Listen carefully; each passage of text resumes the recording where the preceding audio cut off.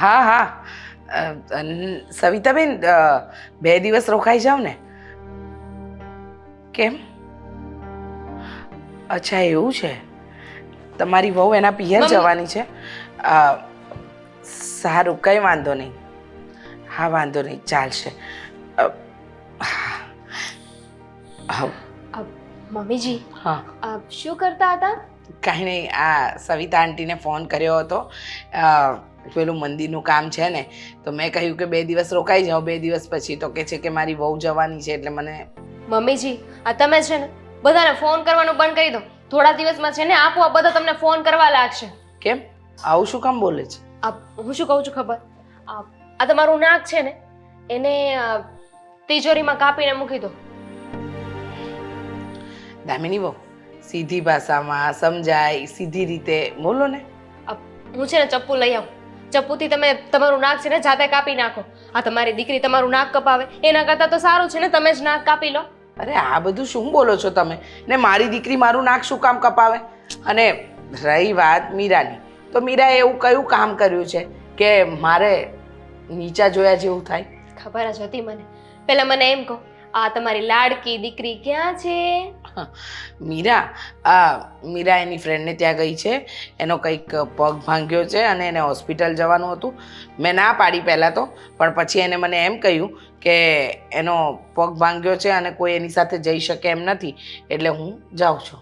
અરે રે, બિચારાનો પગ ભાંગ્યો તો? બિચારો એટલે? પણ મેં જોઉં તો પગમાં તો કાંઈ હતું જ નહીં, ફ્રેક્ચર ય નહોતું, મસ્ત અટ્ટોકટ્ટો ચાલતો હતો. આ કોની વાત કરો છો તમે? આ તમારી દીકરીના ફ્રેન્ડની. એને કહ્યું કે મેલ છે કે ફિમેલ છે? ના, એને એવું કાંઈ નથી કહ્યું. પણ હવે છોકરીની તો છોકરી જ ફ્રેન્ડ હોવાની ને. ફ્રેન્ડ નહીં, બોયફ્રેન્ડ. શું બોલો છો એનું ભાન છે તમને? હા, તમારી નણંદ વિશે બોલી રહ્યા છો એનું તમને ભાન છે? ખબર છે મને કે હું મારી નણંદ વિશે બોલું છું ને તમારી દીકરી વિશે બોલું છું, પણ તમારી દીકરી કોઈ ફ્રેન્ડને મળવા નથી ગઈ, પોતાના બોયફ્રેન્ડને મળવા ગઈ છે. તમને કેવી રીતે ખબર? મારી આ સગી આંખે જોઈને આવી છું. મને ખબર હતી કે તમે વિશ્વાસ નહીં કરો, પણ મેં એમને એક છોકરાની સાથે જોયા અને ગેસ વોટ કે છોકરાને હું ઓળખું છું કોણ છે. આ પૂછશો નહીં? પૂછીશ ને, જણાવો ને કોણ છે એ છોકરો. એક દિવાલ વટો ને પછી શ્રી શ્રી શ્રી આદિત્ય, એને જ મળવા ગઈ છે તમારી દીકરી. આજે પગમાં ફ્રેક્ચર આવ્યું છે, એક્સિડન્ટ થયું હતું ને? શું થયું હતું? એ જ હતો, અને એનું કોઈ એક્સિડન્ટ નથી થયું. હા તો ખોટું બોલીને છે ને બાર ફાટકવા જાય છે, તમારું નાક કપાવે છે. પણ તમને તો મારી વાત સાચી નહીં લાગે ને? એકલી જુઓ કોણ છે આ? ના ના, ફોટો એડિટ કર્યો હશે ને મેં, તમારી દીકરી થોડી હશે. ચાલો હજુ ત્યાં જ ઊભા છે, લઈ જાઓ. ના ના, તમારી વાત ઉપર એટલો તો વિશ્વાસ છે મને, તમે સાવ ખોટું ન બોલો. અને રહી વાત મીરાની, તો મીરાએ હવે એની હદ વટાવી છે. મને એક વાત કહો ને, ચાલો માની લઉં કે છોકરી છે, છોકરો ફ્રેન્ડ હોય તો એને મળવા જવા માટે તમને ખોટું શું કામ કહેવું જોઈએ કે મારી ફ્રેન્ડને કોઈ હોસ્પિટલ લઈ જાય એમ નથી એટલે હું એની સાથે જાઉં છું? કહી દેવાય ને કે હું આને મળવા જાઉં છું. ખોટું બોલ્યા એટલે તો દાળમાં કાંઈક કાળું ધોળું છે. હા, એકદમ સાચું કહ્યું તમે. હા, ખોટું બોલીને એ જ વાત સાબિત કરે છે કે એનું અને આદિ વચ્ચે કંઈક તો છે. લફડું કંઈક નહીં, એને લફડું કહેવાય મમ્મી, અફેર. તમે મીરાની વાત મારી સામે કરી રહ્યા છો, એટલે જે પણ કંઈ શબ્દો બોલો ને જરા સમજી લે તમને તો ખોટું લાગી ગયું. હું તો સાચું જ બોલું છું ને, કાંઈ ખોટું કીધું મેં? તમે તમારા મોઢેથી કબૂલ કરો છો કે મીરા ખોટું બોલીને ગઈ. હું મારી સગી આંખે જોઈને આવી છું, મારી પાસે ફોટા છે. અને ઉપર જતા તમારી દીકરી હવે છે ને એના લગ્નની ઉંમર થઈ ગઈ છે. હજુ આમ કરતા રહેશો ને તો આ ઘરની ઇજ્જત ઉડાડશે. ખબર છે મને, અત્યારે તો એને ઇજ્જત ઉડાડી જ છે, બીજું કાંઈ ક્યાં કરે જ છે. બસ મારી કોઈ વાત માનતી નથી અને આજે તમે સાચી હકીકત બહાર પાડી. મારે સાગર સાથે વાત કરીને એના લગ્નની વાત કરવી જ પડશે. આ દિવાળી પહેલાં એના લગ્ન કરાવી દેવા છે, એટલે માથેથી ઝંઝટ જાય અને આપણું ટેન્શન પણ જાય. મમ્મી હું તો કહું છું કે નાક કપાવે ને એની પહેલા કોઈ પણ લૂલો લંગડો બેરો કાણો જે પણ છોકરો મળે ને એની સાથે બેનબાના લગ્ન કરાવી દો. નહીં તો પછી આવા છોકરા એ નહીં મળે. જો બધાને ખબર પડી જશે ને તો. વાત તો સાચી જ છે તમારી. જો લોકોને ખબર પડી જશે ને તો બદનામી થશે, અને બદનામ થયા પછી કોઈ સારા ઘરનું માંગવું ન મળે. એટલે સાગર સાથે વાત કરી અને આ વાતને જલ્દી પાર પાડવી જ પડશે મારે. તમે કહેતા હોય ને તો મારા મામાનો છોકરો છે. હા, થોડો તમારા જેવો છે, હેલ્થી, પણ કહેતા હોય તો વાત ચલાવો. છોકરો બહુ સારો છે, 2 ઘર છે પોતાના. સાગર સાથે વાત કરી લો, પછી આપણે આગળ વાત કરીએ. કારણ કે મીરા જો આદિત્યને પ્રેમ કરતી હશે તો એ વાતને નકારીને આપણે એને લગ્ન માટે રાજી કરવાની છે. એટલે જરાક આ ઘરમાં તમારા સસરાના ગયા પછી થોડા ઘણા નિર્ણયો સાગરને પૂછીને લેવામાં આવે છે, તો બરાબર? હા હા, કંઈ વાંધો નહીં, પૂછી લો. પૂછી લો કે તમારે કઈ રીતે તમારું નાક કપાવવું છે. મારું તો શું છે, હું તો આ ઘર નિભાવું છું ને એટલે મેં કહી દીધું. બાકી મને કાંઈ ફેર ન પડે. મીરાએ હદ કરી નાખી, હદ.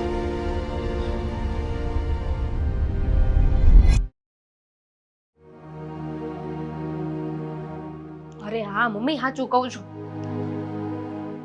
નાક તો કપાવાના જ છે ને, મેં તો પહેલા જ કીધું. જાવા દ્યો ને, મારે શું ખોટી પંચાયત કરવી. એમનું ઘર છે એ જોવે, પણ સાથે સાથે તો મારી એ બદનામી થશે. હા મમ્મી, હાલો તો પછી ફોન કરું હવે. ના ના, પછી ફોન કરું હો. ગરમીમાં શું કામ બેઠી હતી? એસી ચાલુ કરી લેવાય ને. ધ્યાન નહોતું. મને એવો શોખ નહીં કે એસીમાં જ રહેવું. હું તો પંખામાં કામ ચલાવી લઉં. હવે રહેવું જ છે આ ઘરમાં તો ગમે એવી પરિસ્થિતિ હોય રહી લેવાનું. જો હા, ભગવાને સુવિધા આપી છે ને, અને આપણે એવા સક્ષમ છીએ ને, તો વસ્તુનો ઉપયોગ કરાય. એને એમને એમ ખરાબ ના કરી દેવાય. હા હા, વસ્તુનો ઉપયોગ કરાય, વેડફી ન નખાય. કેવો રહ્યો તમારો દિવસ? મારો દિવસ તો સારો છે યો. મને શું વાંધો હોય? એને ઓફિસે જવાનું અને આપણું કામ કરવાનું. જોકે ભાગમાં જ તો છે.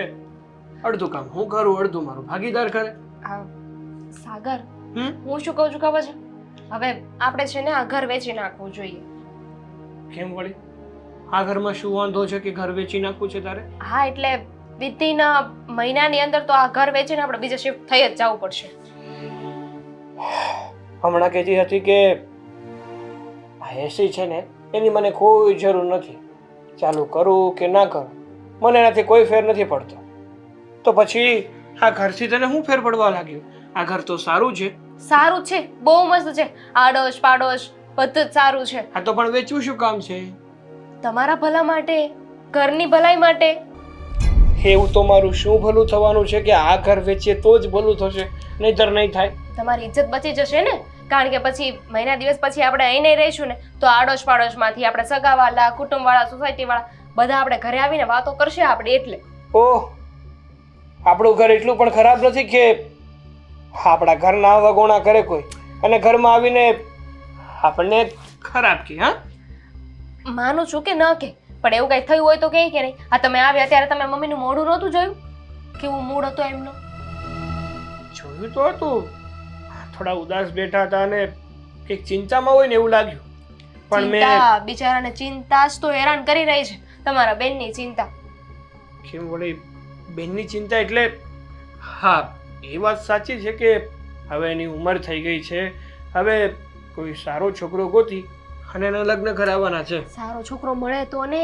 આ તમારી બેનને છે ને મને નથી લાગતું કે સારો છોકરો મળે, કારણ કે તમારી બેન જે કાંડ કરી રહી છે ને એ પ્રમાણે તો કોઈ સારો છોકરો નહીં મળે. અને એમની પસંદ અરે બહુ જ ગંદી છે. એટલે તું કહેવા શું માંગે છે? જો એ મારી બેન છે અને મારી બેન વિશે હેળફેળ ના બોલ. હેળફેળ નથી બોલતી, જે હકીકત છે ને એ જ કહું છું. આ તમારી બેનને મેં સગી આંખે, મારી સગી આંખે, આ બાજુવાળો નથી આદિત્ય, હા, એની સાથે ઊભા રહેતા, વાત કરતા, પ્રેમ ભરી વાતો કરતા સાંભળ્યા, જોયા. ઊભા રહો. જો, મને ખબર હતી કે તમને મમ્મીની જેમ મારી વાત ઉપર વિશ્વાસ નહીં આવે, મમ્મીને બિચારાને ક્યાંની એ જ ઉપાધિ થાય છે કે અહીંયા બાજુમાં રહી છે અને એ તો તમને અને મમ્મીને કાંઈ ખાસ ગમતોય નથી છોકરો. હવે બેનબાએ આવી રીતે એને પસંદ કર્યો છે, શું કરશું? હું તો કહું છું કે તમારા બેનની ખુશી માટે છે ને લગ્ન કરાવી દો બેનબાને. બોલવાનું ભાન રાખ. એટલે ખાલી ખોટા કાલ સવારે ભાગી જાય એની કરતા તો આપણે તારે છે ને એટલું બધું વિચારવાની કોઈ જરૂર નથી. આ બધું વિચારવા માટે હું પણ બેઠો છું અને હજી મારી માં પણ બેઠી જ છે. અને વાતો બેઠા જ કરે. રહી જાશો. જો તારે છે ને ચિંતા નથી કરવાની, આ બધું હું જોઈ લઈશ. અને અત્યારે બેન સાથે વાત કરાય એવું નથી. કદાચ જો મેં એને ગમે એવી વાત કરી અને એને ખીજાણો ને તો ખબર છે આજકાલના છોકરાઓ થોડુંક ખોટું શું લાગે ગમે એવું પગલું ભરી લે છે.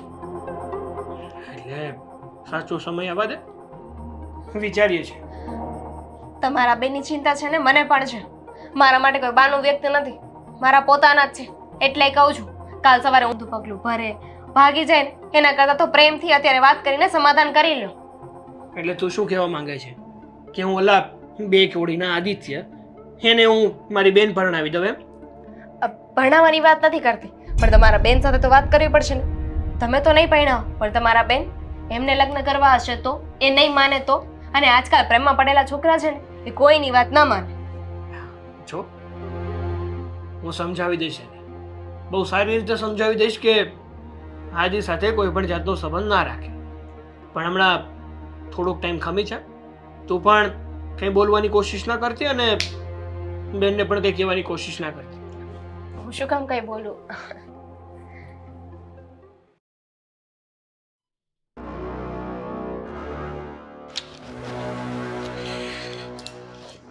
જય શ્રી કૃષ્ણ. હા, જય શ્રી કૃષ્ણ બેટા. સારું થયું તું આવી ગયો. મારે તારી સાથે જ વાત કરવી છે. સાથે વાત કરવી છે. કેમ? એ જ કે આ મીરા વિશેની વાત.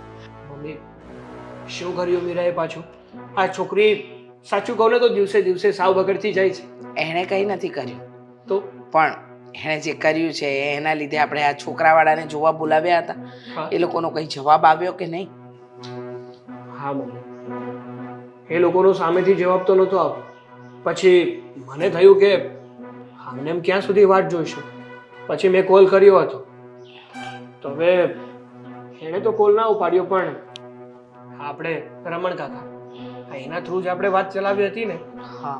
તો મેં રમણ કાકાને કોલ કર્યો તો એણે કીધું કે કોઈ કારણોસર એને ના પાડી છે, પણ કયા કારણોસર ના પાડી છે ને એ ચોખવટ નથી પાડી. કોઈ કારણોસર ના પાડી છે?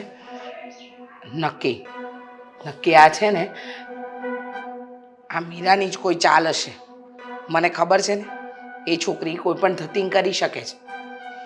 મતલબ આ જ્યારે આપણે છોકરા છોકરીને અંદર વાત કરવા મોકલ્યા ત્યારે કંઈ કર્યું હશે મીરાએ? ખબર નહીં, પણ સમજાતું નથી. કારણ એ નહીં જણાવવાનું, ના પણ પાડી દેવાની. હવે કારણ જાણ્યા વગર આપણે કોઈ વાત નક્કી પણ કઈ રીતે કરી શકીએ? એક સાગર, તો વાંધો છે મમ્મી, મેં પણ ઘણી કોશિશ કરી કાકાને પૂછવાની કે તમે એ લોકોને પૂછ્યું નહીં કે શું એવું તો કારણ છે કે તમે અમારી સાથે સંબંધ જોડવાની ના પાડો છો? અરે કારણ વગર અમને કઈ રીતે ખબર પડશે કે અમારામાં ભૂલ શું છે? સાચી વાત છે. તને એમ નથી લાગતું શું? કે આ બધું પેલો આદિરો કરતો હોય? હોઈ શકે મમ્મી, કારણ કે હા મીરા આદિને પસંદ કરે છે, એવી જ રીતે આદિ પણ મીરાને પસંદ કરે જ છે. અને જે વ્યક્તિઓ એકબીજાના પ્રેમમાં હોય ને એ સામેવાળાનું સગપણ કોઈ પણ રીતે થવા નથી દેતા, કંઈ ને કંઈ તો કરે જ છે. એટલે કદાચ આ આદિએ જ હા આપણી ઘેર જે સગપણ કરવા આવ્યા હતા એ લોકોના કાન નહીં ભર્યા હોય ને, બની કે શકે. રે તો બાજુમાં જ છે ને, એટલે એને ખબર પણ પડવાની કે આપણી ઘરે કોણ વ્યક્તિ ક્યારે આવે છે. હા, એકદમ સાચું. એક તો રહ્યો અનાથ, મા બાપના ઠેકાણા નથી, એનામાં સંસ્કાર તો હશે નહીં. હા, કોઈના ઘરને કેવી રીતે તોડવું એની ફાવટ તો સારી હશે એનામાં બેટા. સાચી વાત છે મમ્મી તમારી. અને આમ પણ આવા છોકરા છે ને આવું જ કરે, પોતાની ઈચ્છાઓ પૂરી કરવા માટે ગમે તે કરવા તૈયાર થઈ જાય, પછી ભલે ને સામેવાળા હેરાન પણ કેમ નથી થતા. હા બેટા. પણ જો મમ્મી, હકીકતમાં આદિએ જ આવું કર્યું હશે ને તો આદિને છોડવાનો નથી હું. એને એની જ ભાષામાં સમજાવીને આવીશ. આજે જ મળું છું એને અને સમજાવું છું કે શું કામ કર્યું તે આવું. અને જો એ નહીં કર્યું હોય ને તો એનો પાઠ પણ ભણાવીને જ આવીશ, જેથી કરીને આ મીરા સામું જોવાનું પણ ભૂલી જાય. બેટા, એને તો તું પાઠ ભણાવી આવીશ, પણ જ્યારે આપણો સિક્કો ખોટો છે તો સામેવાળાનો શું વાંક કાઢવાનો? હા, મીરા જ કંઈ સમજવા તૈયાર નથી. હજી તો આપણે આ તુક્કા લગાવીએ છીએ કે કોણે કરી હશે વાત, કે શું વાત હશે. સાચું કહું ને મમ્મી, તો આ મીરા પણ બુદ્ધિની બારદાન છે. અક્કલ નામની વસ્તુ નથી મીરામાં. કારણ કે જો એનામાં અક્કલ હોત ને તો આવા છોકરાને પસંદ કર્યો જ ના હોત. એકદમ સાચું કહ્યું. નામ બદનામ કરવા બેઠી છે. તારા પપ્પાએ આખી જિંદગી પોતાનું નામ ઊંચું રાખ્યું અને આ છોકરી પળભરમાં ચપટી વગાડતા ધૂળમાં નાખી દેશે નામને. જો તારે સમજાવવું હોય ને તો આદિત્યને પ્રેમથી સમજાવી જાવજે, એટલે એને પણ અક્કલ આવી જાય કે એનો પાલો ખોટા વ્યક્તિઓ સાથે પડી ગયો છે. અને કહી દેજે કે મીરાનું નામ ન લે. હા મમ્મી, હવે તમે ચિંતા કરો મમ્મી. હા, આદિત્યને એવો પાઠ ભણાવીશ ને કે મીરા તો શું, કોઈ પણ છોકરી વિશે વિચારશે પણ નહીં. ચલો હવે મારો ઓફિસનો સમય થઈ ગયો છે, હું નીકળું. સારું. જય શ્રી કૃષ્ણ. જય શ્રી કૃષ્ણ.